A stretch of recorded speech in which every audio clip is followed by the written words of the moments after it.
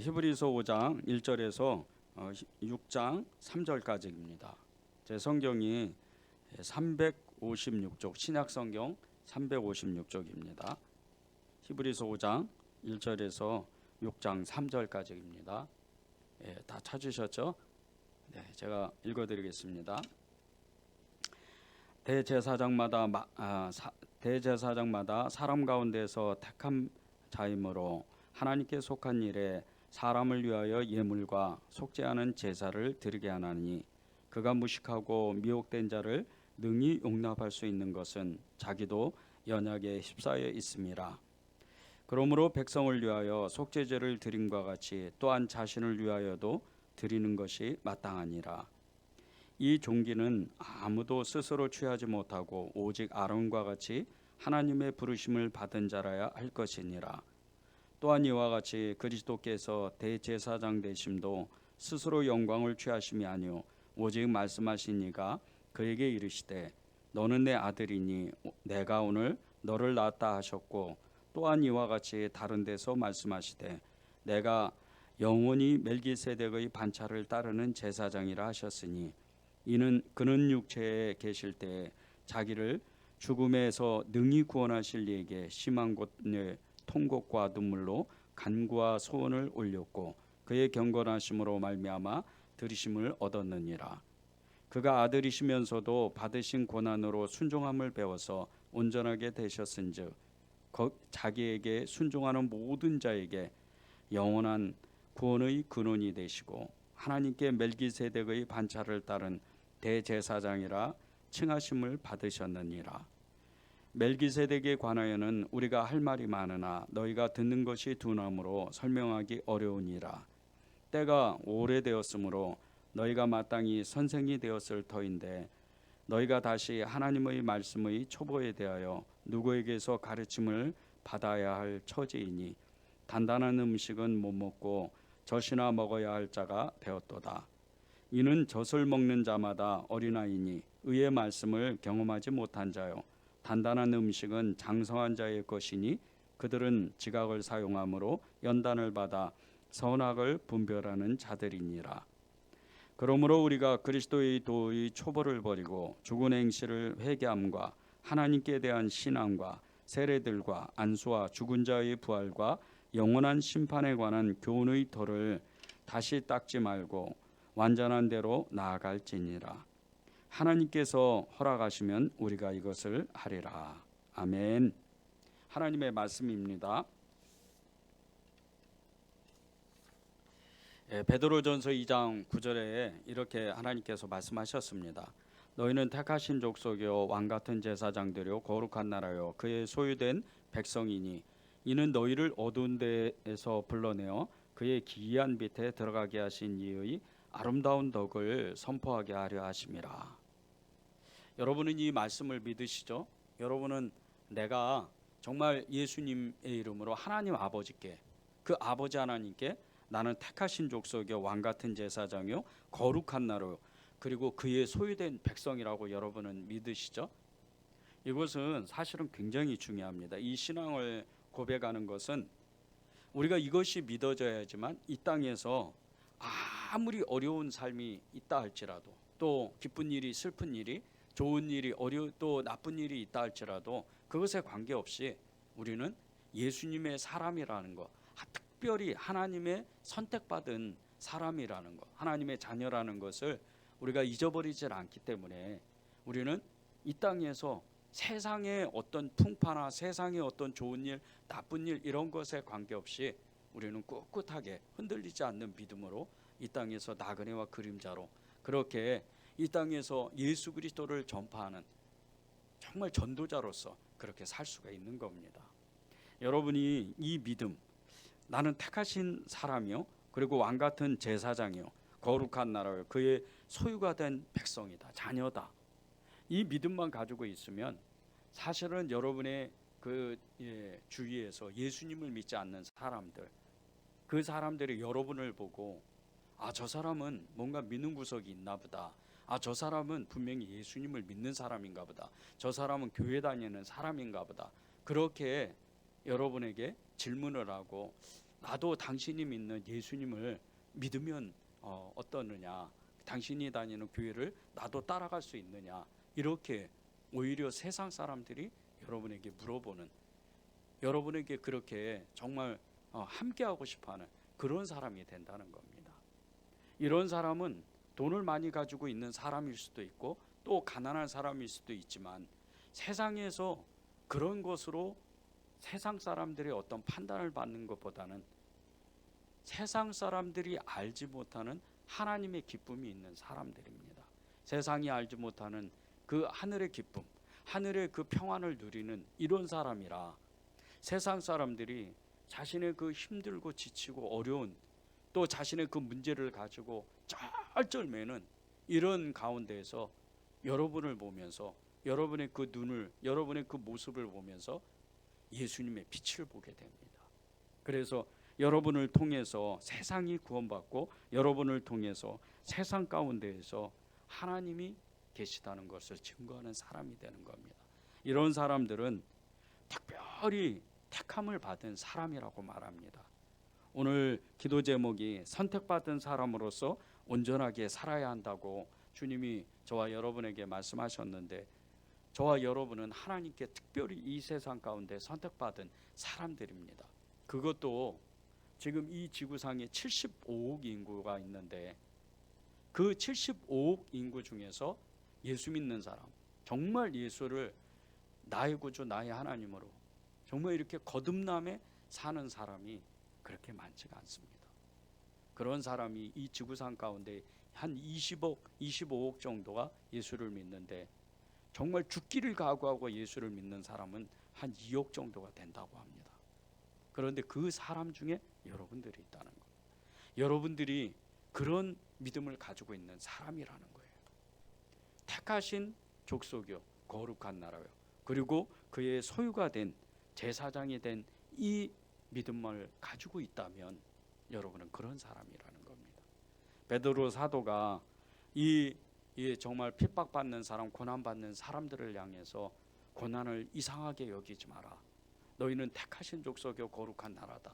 그리고 그의 소유가 된 백성들이다.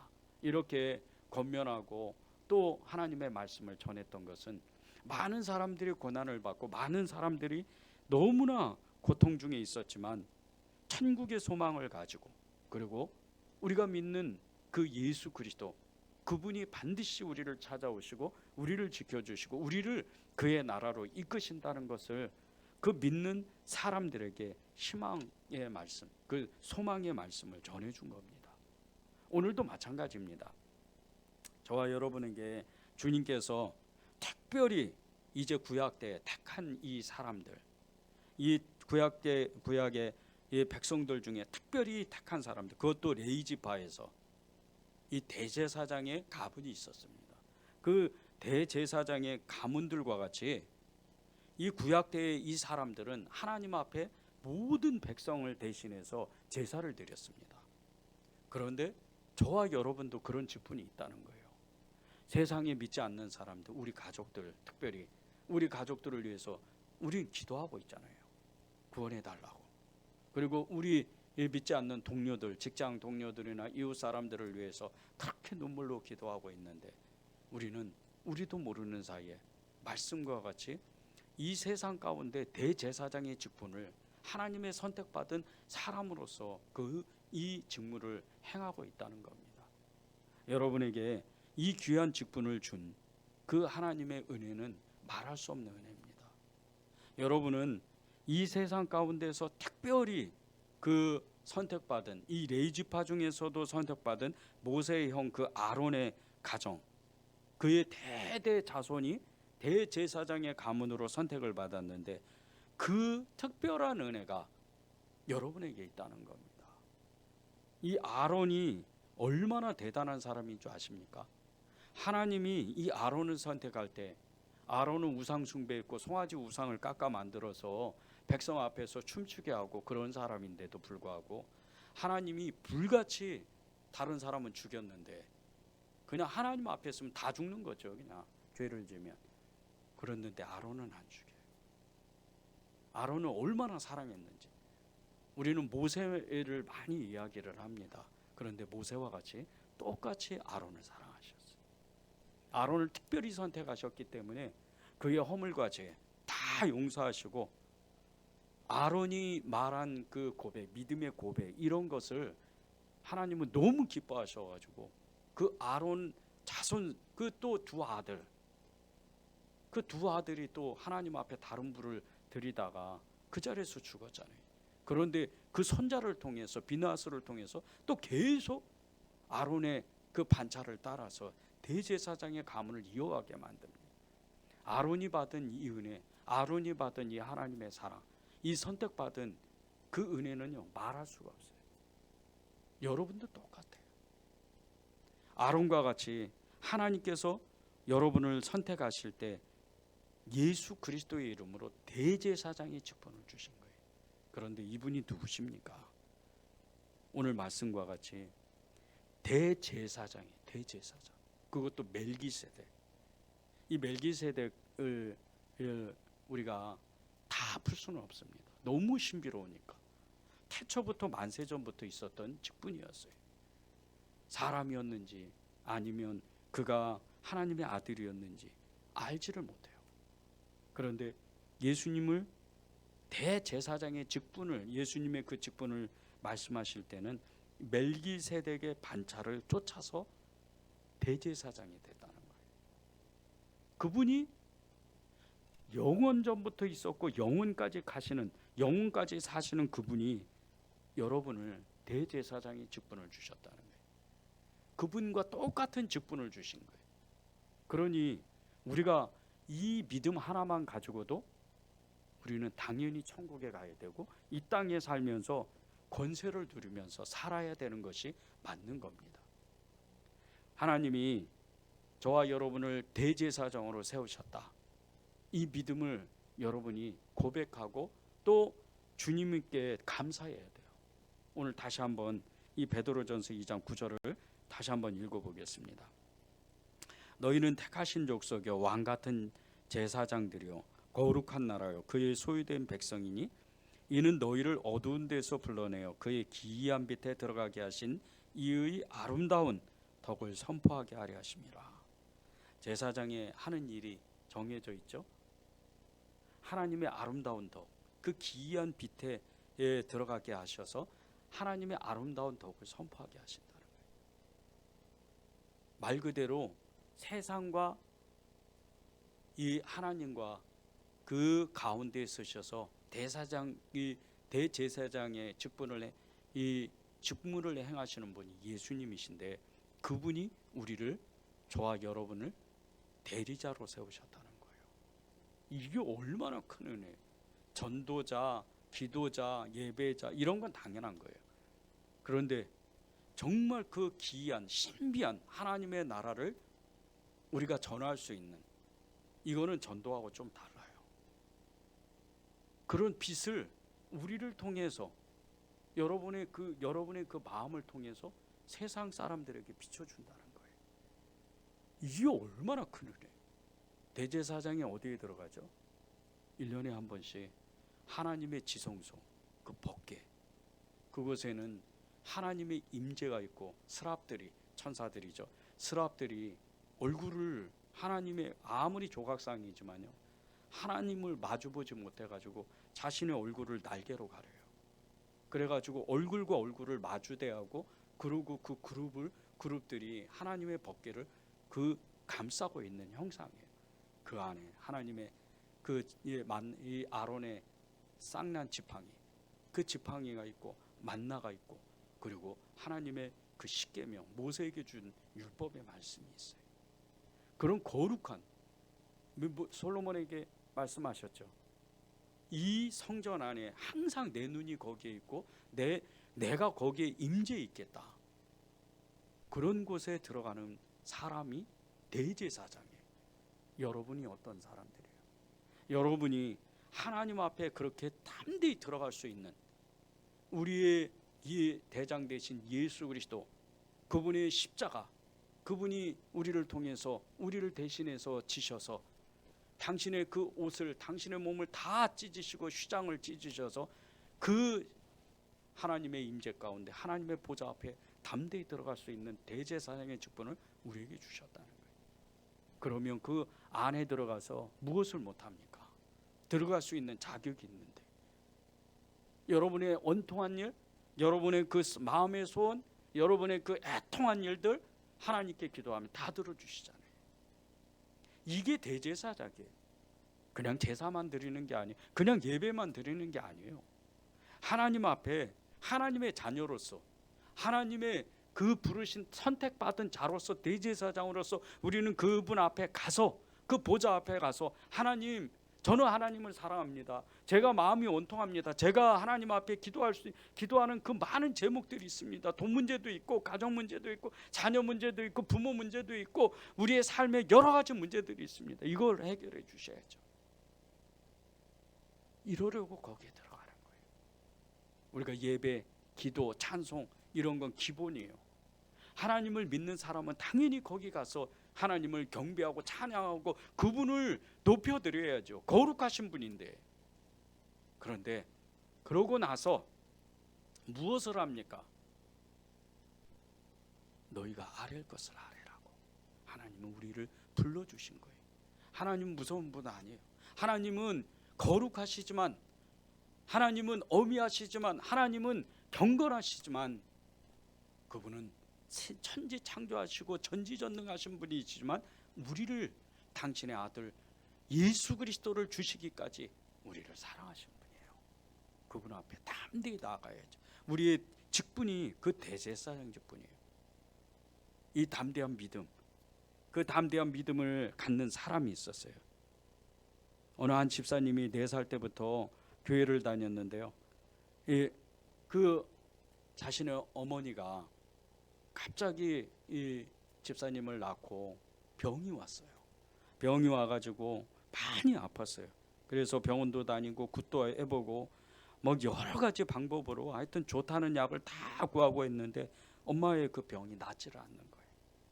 그러다가 동네 아주머니로부터 전도를 받아서 교회에 나가자마자 병이 정말 기적처럼 치유가 됐어요.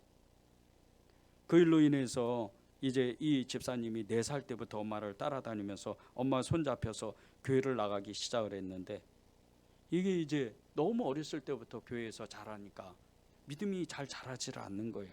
그래서 어느 때는 믿는 건지 어느 때는 안 믿는 건지 모를 정도로 그냥 교회만 열심히 왔다 갔다 한 거예요. 그러다가 친구 따라서 큰 교회로 옮겨가지고 이 고등학교 때 중등부 교사가 됐어요. 교사가 됐는데 그 새로운 환경에서 신앙생활을 열심히 해보려고 정말 이렇게 열심히 교회를 섬기다가 어려운 일을 만나서 열심히 또 기도를 했어요. 그러다가 또 기도응답도 받았고, 근데 어느 날은 또 기도응답이 안 되는 거예요. 그래서 기도응답 받을 때는 하나님이 계시는 것 같고, 기도응답이 안 되면 하나님이 안 계시는 것 같고, 신앙생활하면서 정말 이렇게 많은 갈등을 겪게 됐어요. 그래서 그러다가 이제 대학교를 졸업하고 한 선교사님을 만났어요. 선교사님을 만나서 기도 훈련을 받으면서 영적인 눈이 확 열린 거예요. 그리고 그곳에서 북한 선교의 비전을 받은 남편을 만나서 2009년도에 결혼한 후에 남편과 함께 북한 선교에 헌신하고자 이제 실제적으로 파주 민통선 안에 있는 통일촌에 가서 살게 됐어요. 남편은 그 선교사님과 함께 정말 이렇게 중국을 오가면서 빵을 만들어서 북한 그 이렇게 애육원 같은데 이런데 보내고 또 꽃제비 사역을 해서 하면서 많은 정말 기적과 이적과 표적을 너무 많이 경험하는 거예요. 그런데 이 집사님은 이제 일남 이녀를 낳고 기도하면서 남편을 도와야 되겠다, 기도로 도와야 되겠다, 그렇게 정말 기도만 하는 생활을 5년 동안 했고, 그 믿음의 훈련들을 생활을 지냈는데, 평신도 사역자다 보니까 생활에 너무 많은 궁핍이 온 거예요.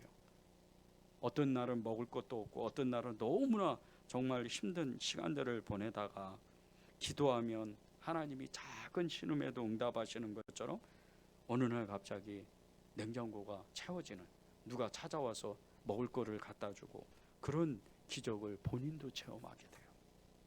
그렇게 이 민통선 안에 마을에서 살면서 이 광야 훈련을 잘 마쳤다고 생각하고 이제 5년이 지나고 파주시로 이제 시내로 이렇게 이사를 오게 됐는데 그 파주 시내에서 가장 큰 교회에 이제 다니게 됐어요.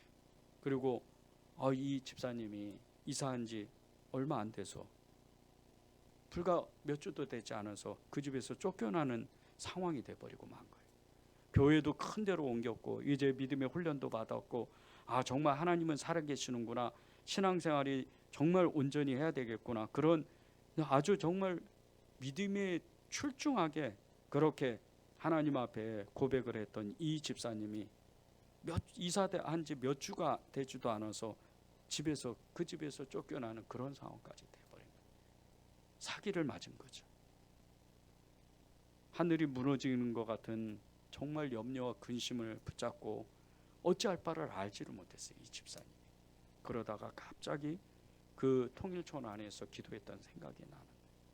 그리고 이제 기도를 시작을 했는데 정말 수천만 원을 다 날려버렸지만 하나님의 은혜로 정말 기적처럼 다른 집으로 피할 길을 하나님이 예비를 하셨어요. 그래서 그곳에서 한 2년 정도 이렇게 살게 됐는데 한 2년이 지나자 또 그 집에서 나와야 되는, 또 이렇게 이사를 해야 되는 상황이 발생하게 된 거예요. 그래서 이번에도 또 믿음으로 정말 하나님을 의지하고 이 두려움을 이기게 해달라고 하나님께 그렇게 애타게 기도했는데 정말 기적과 같이 또 하나님이 더 어떻게 좋은 장소로 이 집사님 집을 옮기게 된 거예요. 그때 기도하면서 그 교회의 담임 목사님으로부터 기도 제목을 정확하게 붙잡고 기도해라, 이런 말씀을 들으면서 그 목사님이 이렇게 얘기를 하셨다는 거예요. 세상에는 하나님과 돈이 두 가지 신이 있는데 집사님은 한 가지를 선택하는 결단을 해야 된다. 이 소리를 듣고 자신이 그렇게 자기 남편이 선교사고 그렇게 5년 동안 정말 광야 훈련을 철저하게 받고 믿음 훈련을 철저하게 받았다고 생각했지만 어려움이 2번씩이나 오니까 너무 믿음이 없는 것을, 믿음이 바닥을 보였다는 것을 처음 알게 된 거예요. 그리고 나서 이 집사님이 이제 정말 결단하고 성경을 읽기 시작하고 제자 훈련을 받고 이 교회에서 하는 모든 영성 프로그램을 다 훈련하면서 하나님 앞에 고백하기를 하나님이 모든 것을 책임지실 거야, 거리에 절대 나앉지 않게 하실 거야, 그렇게 고백할 때 이 집사님이 자신도 알지 못하게 자신 안에 담대한 믿음이 있다는 것을 알게 됐어요. 믿음의 훈련을 받고서야 자신이 그동안 했던 모든 일들이 사실은 종교 행위였다는, 선교를 위해서 기도했던 그 오랜 시간조차도 종교 행위였다는 것을 처음 알게 된 거예요. 믿음의 삶이 뭘까? 이 집사님이 고백하기를 담대한 믿음을 가질 수 있었던 것, 믿음의 척도가 어딘지 정확하게 아는 것은 어려움이 처해 보면 금방 알게 돼요. 그렇게 고백했다는 거예요. 이사야 43장 1절에 이렇게 말씀합니다. 야곱아, 너를 창조하신 여호와께서 지금 말씀하시느니라. 이스라엘아, 너를 지으신 이가 말씀하시느니라. 너는 두려워하지 말라. 내가 너를 구속하였고 내가 너를 지명하여 불렀나니 너는 내 것이라. 하나님이 이미 저와 여러분의 믿음의 훈련을 받기 이전에 예수님을 부르는 그날 그 순간서부터, 예수님을 인격적으로 만나는 그 순간서부터 이미 여러분을 선택하셨어요. 여러분을 지명해서 불러주셨어요. 왜 여러분의 믿음이 흔들리고 왜 여러분의 믿음이 수년이 지나고 수십 년이 지나도 그 정말 믿음이 한 자도 자라지 못하고 한 발자국도 나가지 못하는 이유가 뭔지 아십니까? 그렇게 많은 기도도 했고 많은 예배를 드렸고 많은 훈련을 받았는데 왜 믿음이 자라지 않는 줄 아십니까? 진짜 광야로 나가보질 않았던 거예요. 한 번도 진짜 하나님 앞에 비바람을 맞아본 적이 없었던 거예요. 여러분의 삶 가운데 어떤 사람은 이렇게 고백하는 사람도 있을 수도 있습니다. 정말 가정이 다 무너질 정도로 힘든 고난도 처해봤고, 재정으로 돈 때문에 너무나 힘든 처지, 진짜 길거리에 나가 앉을 만한 그런 어려움도 처해봤다. 그런데 이런 것이 믿음의 훈련이 아닐까, 그렇게 말하는 분도 계실 거예요. 생각하시는 분도 계실 거예요. 그런데 그것이 정말 예수님으로 됐냐 이거예요. 예수님을 내가 진짜 믿었는데 그런 고난이 왔느냐 이거예요. 거의 대부분 아닙니다. 예수님을 진짜 믿으면 그런 고난이 오면 금방 내가 압니다. 그 예수님을 믿고 이런 일이 생겼구나. 저 스스로는 예수님을 믿고 제가 가지고 있는 차까지 다 팔아서 하나님 앞에 다 드리고 아예 영으로 시작했을 때 그 닥쳐오는 어려움, 이제 하나님 앞에 다 드렸으니까 평안한 삶을 살 줄 알았는데 그때부터 찾아오는 그 어려움이 수년 동안 지속되어 있었어요. 그때 저는 알았어요. 진짜 예수님을 붙들면, 진짜 예수님을 믿으면 정말 사람이 감당하지 못할 그 어려움을 반드시 한번 통과해야 되는구나. 그거는 반드시 옵니다. 한국교회는요, 믿음이 너무 연약해졌어요. 지금 솔직히 돈 때문에 어렵다는 사람들이요, 예수님 때문에 그런 것은 거의 아닙니다. 가정의 문제, 재정의 문제, 자녀의 문제, 또 내가 삶의 어떤 문제들을 닥쳐왔을 때 그런 것이 예수님을 잘 믿어서 정말 그 일 때문에, 예수님 때문에 그런 어려움이 오는 경우는 거의 없어요. 한국 이 교회 안에 성도들의 삶이 그렇습니다.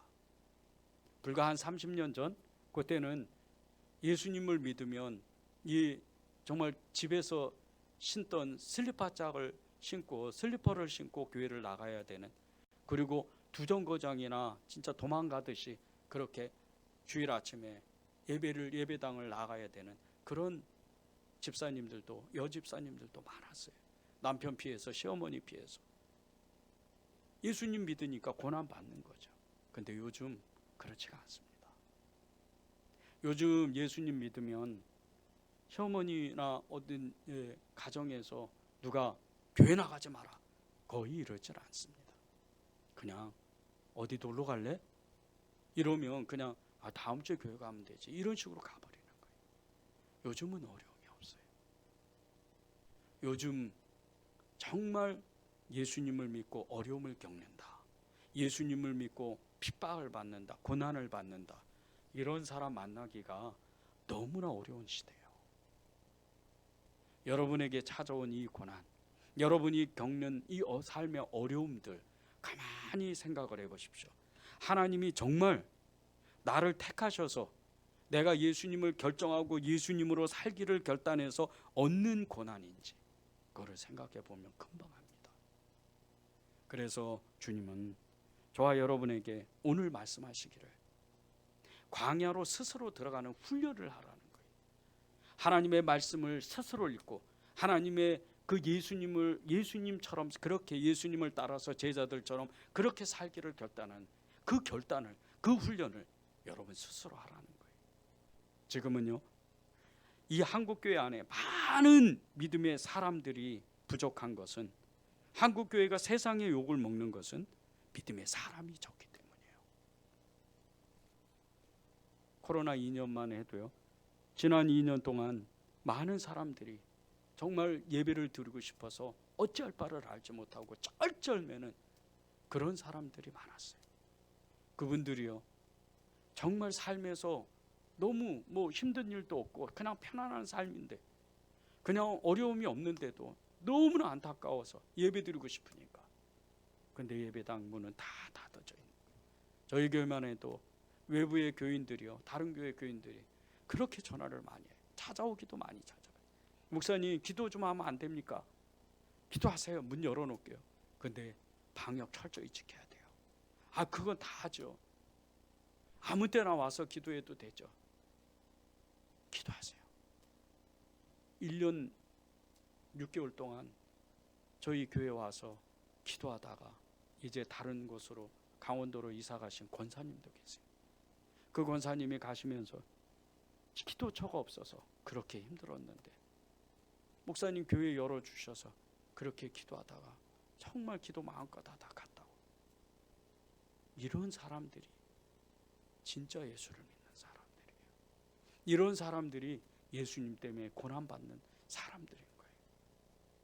여러분이 오늘 하나님의 말씀을 듣고 왜 나는 선택받은 사람으로서 온전하게 살아야 되는지 그걸 결단해야 돼요. 하나님이 우리에게 택하심을 받고 또 믿음으로 살지 않는 그 많은 시간들, 그것을 주님은 잊지 않는다고 말씀하셔요. 그것을 그 하나님이 주신 은혜의 시간들을 잊어버렸다고 말씀하시는 거예요. 12절과 5장 12절과 6장 2절에 보면요, 믿음을 가지고 신앙생활을 하다 보면 당연히 믿음의 사람이 되어야 하는데 아무것도 모르는 사람처럼 마치 초신자처럼 이렇게 되어버린 사람들에 대해서 하나님은 지적하세요. 어린아이가 어떻게 되죠? 엄마 젖을 안 먹으면 어린아이는 살 수가 없어요. 그런 것과 같이 마치 어린애가 돼버려서 단단한 음식은 아예 절대 못 먹는 것처럼 믿음이 연약해졌다는 거예요. 한국교회 성도들이 이렇다는 거예요. 13절과 14절을 보십시오. 이는 젖을 먹는 자마다 어린아이니 의의 말씀을 경험하지 못한 자요, 단단한 음식을 장성한 자의 것이니 그들은 지각을 사용함으로 연단을 받아 선악을 분별하는 자들이니라. 이 13절과 14절은요, 말씀의 의미가 이렇습니다.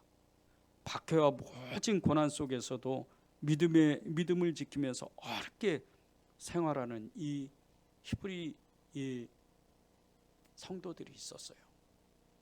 히브리인 성도들이 있었는데 이 유대인 성도들은요, 정말 그 모진 박해와 고난 속에서도 끝까지 믿음을 지키고 절대 배반하지 않으려고 애를 썼어요. 근데 그 사람들한테 이 예루살렘에서 온 유대인들이 예수 믿는 것은 그렇게 하는 게 아니라고 그러면서 예수님의 제자들이 가르쳐준 이 복음을 왜곡시켜 버리는 거예요. 이 유대인들은요, 대제사장의 가문, 이 대제사장들이 그리고 율법 교사들이, 바리새인들이, 사두개인들이 가르쳤던 그 모세 율법을 잘 지켜야 된다, 이렇게 가르치는 거예요. 그래야 부활이 있고 천국이 있다, 이렇게 가르쳤어요. 율법을 잘 지켜야 된다. 근데 이 소리를 들었는데 이것을 잘 지키기만 하면 로마인들에게 그리고 특별히 유대인들에게 고난을 받지 않는 것 같은 마음이 든 거예요. 유대인들이 굉장히 이 유대인들 중에 예수님을 믿는 사람들을 같은 민족인데 같은 그 고향 사람들인데 핍박을 가했어요. 그리고 로마 사람들을 충동해가지고 고발하고 로마 군인들을 충동해서 이 유대 그리스도인들을 계속 핍박하는 거예요. 아예 그냥 타겟을 잡고 괴롭히는 거예요. 그런데 우리가 가르친 이 복음, 우리가 가르친 이 여호와 신앙을 너희가 다시 회복하고 가지면 너희는 박해받지 않을 거다, 이런 유혹을 가하는 거예요. 많은 사람들이 여기에 미혹됐어요. 그래서 주님이 말씀하시는 거예요. 이는 젖을 먹는 자마다 어린아이니 의의 말씀을 경험하지 못한 자요, 믿음을 지키지 못하는 거예요. 그저 어린아이에게 밥을 떠먹여줘야 그 하나님의 말씀이 들어가는 것처럼 쉬운 말씀만 받아들이는 거예요. 14절을 보십시오. 단단한 음식은 장성한 자의 것이니 그들은 지각을 사용함으로 연단을 받아 선악을 분별하는 자들이니라. 단단한 음식은 장성한 자, 믿음이 성숙한 사람들의 것인데 그들은 지각을 사용한대요. 자기의 그 모든 생각을 사용해서, 지식을 사용해서 스스로 연단을 받아서 선악을 분별한다는 거예요. 절대 유대인들이 전하는 이 모세의 율법을 받아들이지 않고 예수님의 제자들이 전한 이 복음을 받아들여서 순교자의 길을, 고난의 길을 그렇게 감옥 가고 채찍에 맞고 그런 길을 기꺼이 가겠다는 거예요. 이렇게 하나님이 저와 여러분에게 무엇을 선택할 것이냐, 어린아이처럼 밥을 떠먹여주는 그런 믿음을 가질 것이냐, 아니면 단단한 음식을 스스로 먹고 지각을 사용하고 스스로 결단해서 하나님 앞에 연단을 받는 그런 사람이 될 것이냐, 장성한 믿음의, 성숙한 믿음의 사람이 될 것이냐, 그런 결단을 하라는 거예요. 히브리서 기자는요, 정말 주님의 절박한 마음으로 이런 미혹을 받지 말고 그 잃었던 믿음을 다시 회복하자고 그렇게 절절하게 외쳤어요. 그것이 6장 1, 2절에 나옵니다. 그러므로 우리가 그리스도의 도의 초보를 버리고 죽은 행실을 회개함과 하나님께 대한 신앙과 세례들과 안수와 죽은 자의 부활과 영원한 심판에 관한 교훈의 털을 다시 닦지 말고 완전한 대로 나아갈지라.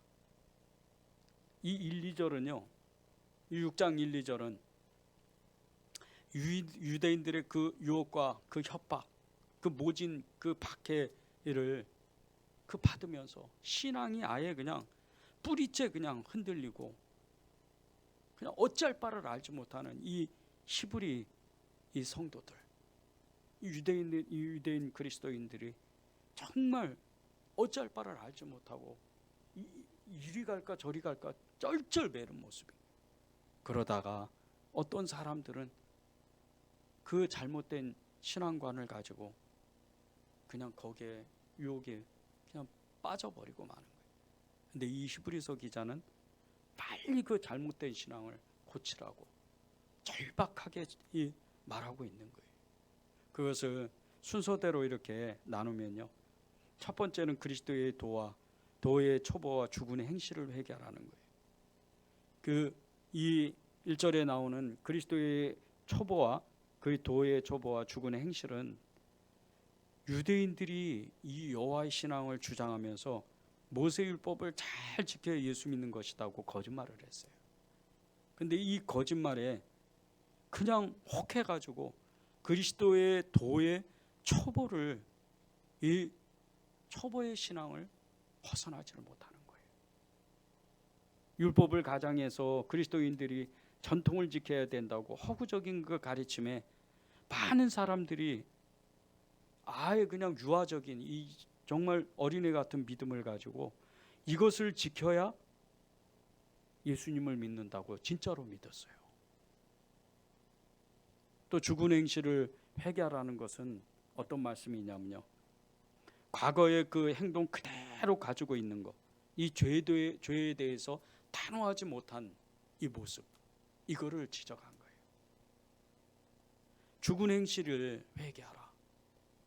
예수님을 믿었는데 하나님의 말씀을 받을 때 분별하지 못하고 유대인들이 전한 여호와 신앙, 그 유대교죠. 이 유대교의 그 모세의 율법을 가지고 예수님을 믿으려고 엉뚱한 신앙관을 갖는 거예요.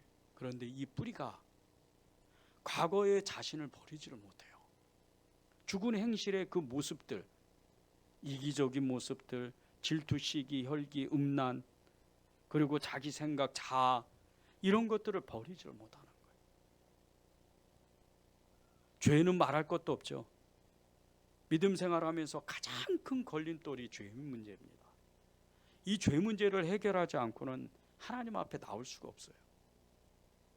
그런데 이 죄에 대해서 정말 너무나 쉽게 생각해서 그냥 허공을 맴도는 것처럼, 물레방아가 계속 돌아가는 것처럼 믿음을 붙잡지를 못해요. 많은 사람들이 이렇게 삽니다. 죽은 행실대로 그렇게 살고 죄 문제를 해결하지 못하고 그렇게 살기 때문에 그리스도의 도의 초보와 같이 죽은 행실을 회개하지 못하는 거예요. 그러니까 미혹이 되는 거예요. 왜 많은 사람들이 이단의 유혹을 받습니까? 우리가 생각해도 너무나 허접한 정말 그들의 교리, 아무개가 성령이다, 아무개가 예수다, 이런 것을 그대로 믿는 것을 보면 저럴 수도 있을까? 그런데 이단에 빠진 사람 대부분이요, 교회를 한 번이라도 나오거나 아니면 집사였든지 장로도 심지어는 장로님도 넘어가요. 왜 그런 줄 아세요? 광야로 나가서 훈련을 받아본 적이 없어요. 예수님 때문에 고난 받아본 적이 없어요. 예수님 때문에 고통당해 본 적이 없는 거예요. 그러니까 모든 것을 지식으로만 알고 있어요. 지식으로만 알고 있으니까 자신이 어떤 선택을 받았는지도 알지를 못하는 거예요. 왕같은 제사장이요 택하신 족속이요 거룩한 나라요, 그의 기이한 나라를 선포하고 그의 아름다운 덕을 선포하는 그런 직분을 알지 못해요. 대제사장의 직분, 이것을 알지 못하는 거예요. 훈련받지 못하니까. 둘째로는요, 2절에 나오는 세례들과 안수와 죽은 자의 부활과 영원한 심판에 관한 교훈의 털을 다시 닦지 말고 완전한 대로 나아가래요. 근데 여기서 이 세례들과 안수는요, 우리가 말하는 이 기독교 세례가 아니에요. 여기서 말하는 이 세례들과 안수는 유대교에서 말하는 정결의식입니다. 이것을 많은 사람들이 착각했어요. 그런데 그게 예수님을 뜨겁게 믿었던 이 초대교회 사람들이었어요. 지금은 말할 것도 없죠. 어떤 이단은요, 세례 안 받아도 된다고 그렇게 얘기하는 이단도 있어요. 그런데 그게 또 미혹이 돼요. 왜 그렇다고 생각하세요? 여러분들은 다 성령 세례 받았죠? 내 마음이 뜨겁고 찬송하면 눈물이 나고 기도하면 그냥 하나님이 다 들어주실 것 같고 믿음이 생기고 말씀을 나누게 되면, 이게 예배드리면 하나님이 직접 내게 내 마음에 말씀하시는 것처럼 마음이 뜨거워지는 건 여러분 안에 계신 성령님 때문이에요. 여러분은 성령 세례 받은 사람들이에요. 근데 세상 세례는 달라요. 세상 세례는 죄의 세례예요. 특별히 이 유대인들의 세례는, 이 유대인들의 세례와 안수는 유대교에서 말하는 정결의식이에요. 말씀을 철저히 정말 이 율법을 철저히 지키자는 위주인 거예요. 유대인들의 그 부활이요, 죽은 자의 부활과 영원한 심판, 이것도요 우리가 말하는 부활과 심판이 아니에요. 여기서 말하는 이 부활과 죽은 자의 부활과 영원한 심판은요, 유대인들은 그 에녹 아시죠? 에녹과 엘리야, 산채로 하나님께 들림을 받았어요. 그래서 그들이 언젠가는 부활해서 다시 올 것이다. 우리가 믿는 것은 예수님의 부활인데, 예수님의 재림인데, 그들의 이 부활은요, 어느 날 이 율법을 철저히 지키고 의롭게 살면 부활이 일어나는데, 내가 전에 좀 불행하게 살았으면 행복한 가정에 부활로 행복한 가정을 이룬다는 거예요. 이게 그들이 믿는 영생이에요.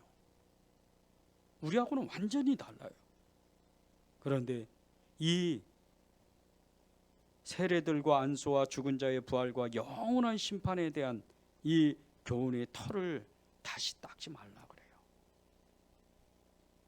그리고 완전한 대로 나아가라는 거예요. 그 완전한 데가 어디예요? 예수 그리스도의 복음인 거예요. 예수 그리스도의 십자가인 거예요. 그리로 나아가라는 거예요. 유대인들의 그들이 가르쳤던 교리보다 우리가 믿는 이 예수 그리스도의 복음, 예수 그리스도의 십자가, 이 믿음은요 더 깊은 영적인 의미를 깨닫고 주님으로 더 깊은 주님을 알고 하나님의 나라에 대해 비밀을 아는 거예요. 이들과 차원이 완전히 달라요. 하나님 앞에 우리가 믿음으로 고백하게 될 때요, 많은 사람들이 그래요. 많은 성도들이 이렇게 얘기합니다. 내가 옛날에는 믿음이 좋았어. 옛날에는 교회를 정말 성심성의껏 정말 섬기고 헌신했어. 이런 예전 신앙을 많이 고백해요. 그것은요, 이제 다 지나간 거예요.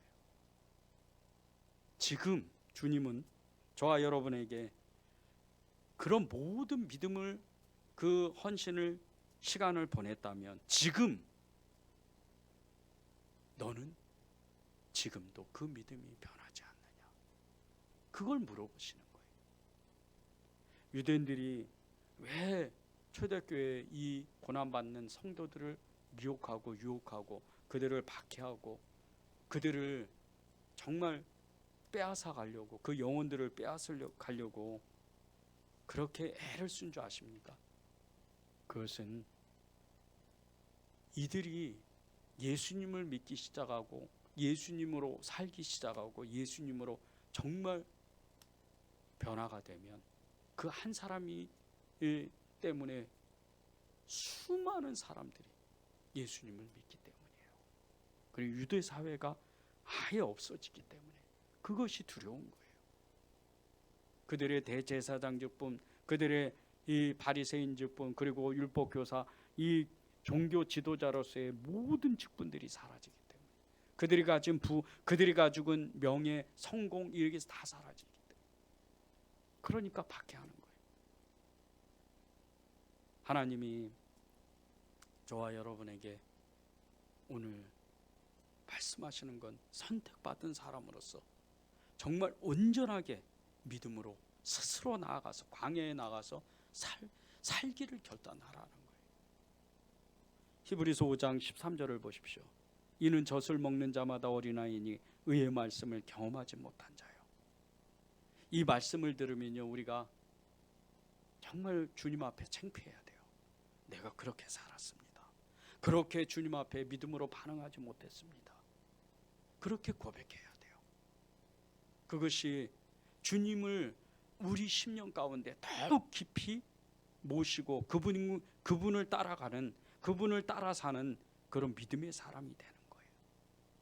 초대교회 많은 성도들이 이 모진 박해와 고난, 그리고 유대인들의 해오와 그 협박, 거기에 그들의 마음이, 그들의 신앙이 흔들렸는데, 이 그들을 향해서 히브리서 기자는 계속해서 예수님을 붙잡아야 된다, 그래서 예수님을 믿어야 된다고, 그래서 예수님을 따라가야 된다고 계속해서 말씀하는 거예요. 오늘 말씀에도 5장 7절에서 10절에 보면요, 왜 예수님이 우리에게 능력인지를 말씀합니다. 7절에서 10절입니다. 그는 육체에 계실 때 자기를 죽음에서 능히 구원하실 이에게 심한 고통과 통곡과 눈물로 간구와 소원을 올렸고 그의 경건하심으로 말미암아 들으심을 얻었느니라. 그가 아들이시면서 받으신 고난으로 순종함을 배워서 온전하게 되셨은즉 자기에게 순종하는 모든 자에게 영원한 구원의 근원이 되시고 하나님께 멜기세덱의 반차를 따른 대제사장이라 칭하심을 받으셨느니라. 1절에서 6절에 보면요, 5장 1절에서 6절에 보면 대제사장이 아론과 예수님이 나오는데, 이 아론과 예수님의 대제사장 직분은 근본부터 달라요. 아론은 네 지파 중에서 선택을 받았어요. 근데 예수님은 하나님의 아들로서 바로 그냥 대제사장이 되신 거예요. 그분이 멜기세덱의 반차를 따라서 대제사장이 되신 이 예수님께서 영원한 이 대제사장의 직분을 여러분에게 주신 거예요. 그러면서 대제사장의 직분은 이런 일을 해야 된다, 몇 가지로 말씀하셨잖아요. 7절 보십시오. 육체에 계실 때 자기를 죽음에서 능히 구원하실 이에게 심한 통곡과 눈물로 간구와 소원을 올렸다. 죽음에서 구원해달라고 하나님 아버지께 기도하셨다는 거예요. 그것도 통곡과 눈물로. 여러분이 삶의 문제가 있을 때 진짜 주님으로 기도해 보십시오. 반드시 응답받아요. 내 마음에 조금도 의심이 없고 믿음으로 기도했던 것, 나는 하나님께 선택받은 자로서 이 땅에서 내가 스스로 광야에 가서 하나님 예수님만 외치기로 했던 세례 요한과 같이 그런 믿음이 있다면 여러분이 기도하는 거 모든 것이 응답받아요. 그건 주님이 말씀하셨기 때문이에요. 또 보십시오. 예수님의 경건하심으로 말미암아 들으심을 얻었대요. 여러분이 예수님으로 옷 입죠. 하나님의 말씀과 기도, 찬양, 예배로 여러분의 헌신으로 봉사로 예수님의 옷을 입으면 하나님이 여러분의 생각, 여러분의 말하는 것을 다 들어줄 수밖에 없어요. 그것은 예수님의 옷을 입었기 때문이에요. 여러분이 그런 분들이에요. 이단 안 쫓아가도 돼요. 다른 거 안 봐도 돼요. 우리는 우리의 대장 되시고 우리의 능력이시고 우리의 모든 것이고 반석이시고 우리의 하나님이신 전능하신 그 예수님, 그분만 옷을 입으면 돼요. 그분만 부르면 돼요. 그분만 믿으면 돼요. 그러면 응답받게 돼 있어요. 보십시오. 예수님이 아들이시면서 고난으로 순종함을 배웠다. 그런데 그 고난으로 순종함을 배웠는데 그것이 온전하게 되셨다 그래요. 여러분 고난 중에 계세요? 예수님 때문에 힘드세요? 예수님 때문에 어려우세요? 기뻐해야죠. 베드로 사도가 얘기했잖아요. 기뻐하라. 그 고난을 이상히 여기지 마라. 오히려 기뻐해라. 기뻐해야 돼요. 물론 우리는 연약한 육신 때문에 우리 죄의 기질 때문에 방금 기뻐할 수는 없어요. 금방 기뻐할 수는 없어요. 그런데 억지로라도 기뻐해야 돼요. 그래서 주님 말씀하시잖아요. 데살로니가 5장 16절에서 18절에 말씀하시기를 항상 기뻐하라. 쉬지 말고 기도하라. 범사에 감사하라. 이는 예수 그리스도 안에서 하나님 아버지의 뜻이라 그러잖아요. 우리가 기뻐하고 즐거워하고 우리가 기도할 때 쉬지 말고 기도할 때 하나님은 그것을 반드시 듣기에 돼 있으신 거예요. 그것을 응답하시는 거예요. 우리가 고난 중에 하나님 앞에 하나님 힘듭니다. 지칩니다. 도와주세요. 사방에 막혔습니다. 다 담이 막혔습니다. 위로 하나님만 쳐다볼 수밖에 없습니다. 그렇게 고백할 때 하나님은 너무 기뻐하세요. 이제야 네가 나를 의지하는구나. 이제야 네가 나를 인정하는구나. 주님은 오랫동안 사실 우리를 기다리셨어요. 저도 주님 앞에 나올 때요 늘 그 마음이 들어요. 왜 이제야 왔을까? 왜 하나님을 알지 못했을까? 왜 하나님을 부르지 못했을까? 그때 너무 힘들었던 그 어느 날. 그런데 제 인생에 가장 정말 너무 잘했다는 선택이 예수님을 부르고 인정하고 예수님을 정말 영접했다는, 예수님을 믿었다는, 이것이 제 인생의 가장 큰 기쁨이에요. 여러분도 그러시죠? 여러분이 6장 2절에 나오는 완전한 대로 나아가는 것은 다른 것이 아니에요. 예수님과 함께 예수님의 그 행적을 쫓아서 예수님이 하시는 대로 제자들이 했던 것처럼 우리도 똑같이 하면 돼요. 그것이 광야로 스스로 나가는 훈련인 거예요. 저는 2019년도 12월 24일 주일에 이 은혜제일교회 담임자로 부임을 해서 지난 2년 동안 정말 가장 많이 했던 기도가 교회를 위한 헌신자를 보내달라고 그렇게 기도를 했어요. 그리고 새신자를 보내달라고, 이 교회에 사람이 없다고 그렇게 오랫동안 기도했어요. 누가 듣든지 아니 듣든지 믿든지 안 믿었든지 저는 절박했어요. 원통했어요. 어제 제가 이제 목요 전도 팀과 함께 정말 너무 많은 분들이 오신 거예요. 그래서 이제 예배를 잠깐 드리게 됐는데 그 예배 내내 정말 말씀을 전하는데 눈물이 그렇게 많이 나더라고요. 통곡이 나더라고요. 근데 정말 외치다시피 말씀을 전하는데 너무 원통했다. 그동안 그렇게 전도하고 싶었는데 사람이 없었다. 그렇게 말씀을 전하는데 제 마음이 얼마나 시원한지, 눈물은 끊임없이 나고 마음은 그렇게 원통했는데 제 마음은 왠지 모르게 그렇게 시원한 거예요. 오늘도 이제 집에 가서 저녁에 예배를 준비하려고 교회 앞에 나가는데 교회 옆에 있던 그 옆교회의 사모님을 만났어요. 너무나 밝은 얼굴로 목사님 어제도 전도했어요. 너무나 기쁜 소식이죠. 그런데 집으로 또 올라가는데 저 위에 교회 또 어떤 장로교회 어느 사모님이 전도하려고 저한테 이렇게 사탕을 하나 주는 거예요. 예수 믿으시라고. 제가 기쁘게 받았어요. 일부러 그게 어느 교회인지 몰라서.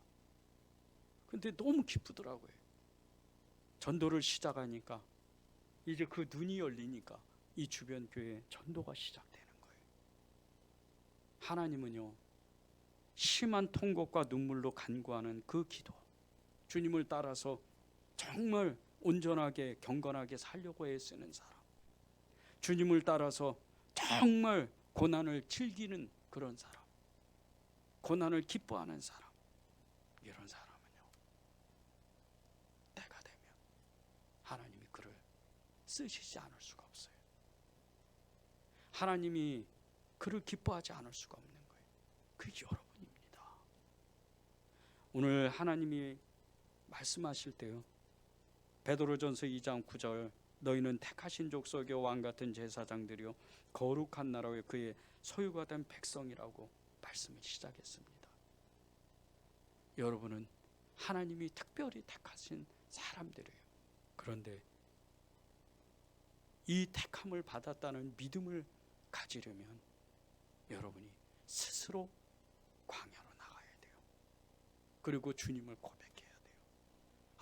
아무도 없는 것 같지만, 아무것도 내 손에 잡힌 거 없는 것 같지만, 눈에 보이는 거 없는 것 같지만, 이 모든 것을 가진 주님께서 제 손에 계십니다. 이 고백을 할 때 여러분은 예수님과 완전히 하나 된 사람인 거예요. 그런 사람이 믿음의 사람이라고 말하는 겁니다.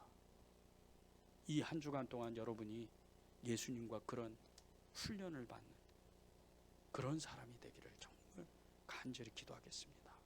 우리 기도하고